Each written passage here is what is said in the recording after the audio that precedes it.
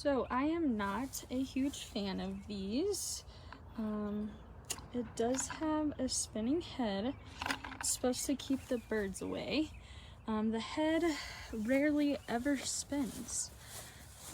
Even in the wind, I've never seen them spin. And it's not windy right now, so I can't really show you, but it does not keep the birds away.